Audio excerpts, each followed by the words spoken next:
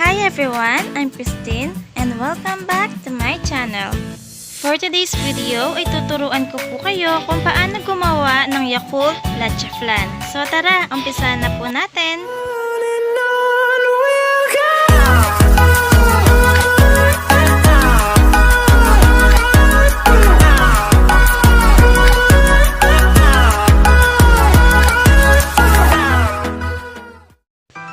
Sa isang bowl, maglagay lang po tayo ng 2 Yakult.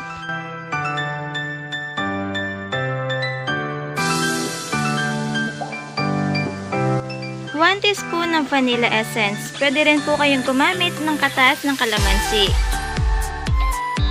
3/4 cup ng evaporated milk.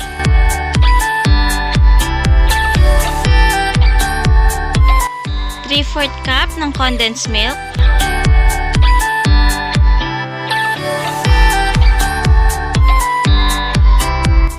6 tablespoon ng cornstarch.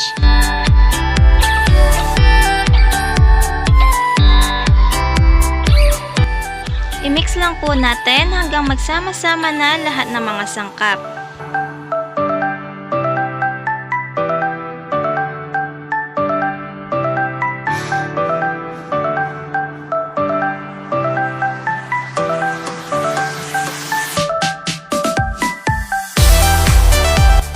Gumamit po kayo ng strainer para matanggal ang mga buo-buo at para na rin po maging smooth yung ating Yakult Leche Flan.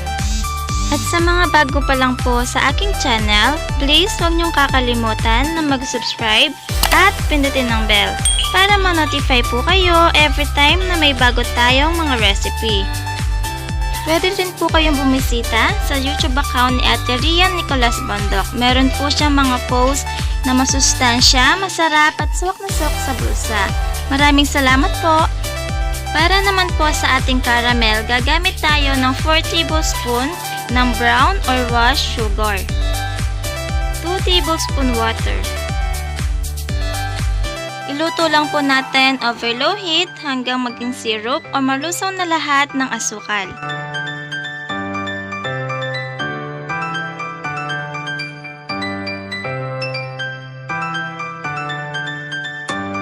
Iwasan nyo din pong haluin gamit ang kutsara dahil pwede pong tumigas sa inyong syrup.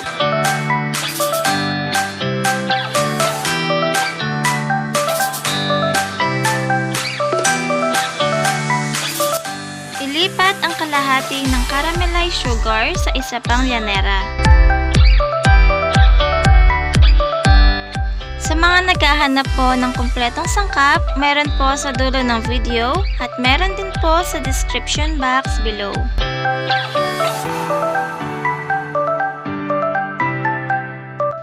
Isalin ang mixture sa 2 lyanera.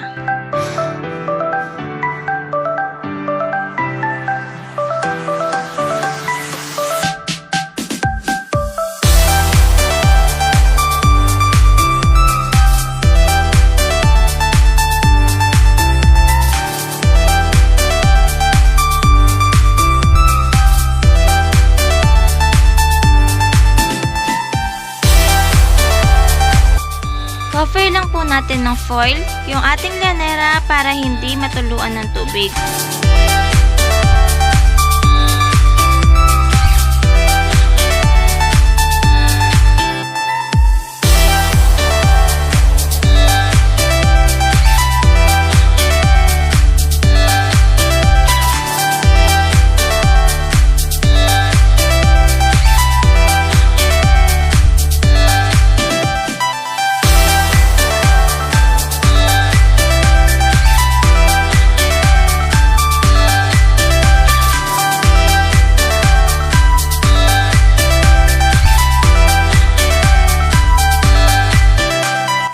Steam ng 45 minutes to 1 hour.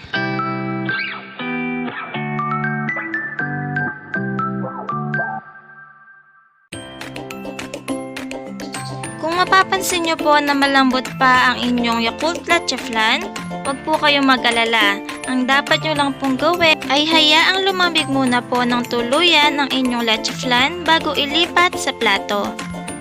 Napakasarap po nito na talaga namang uulit-ulitin nyo. Kaya sana po huwag niyong kakalimutan na mag-like, comment below at subscribe. Thank you for watching!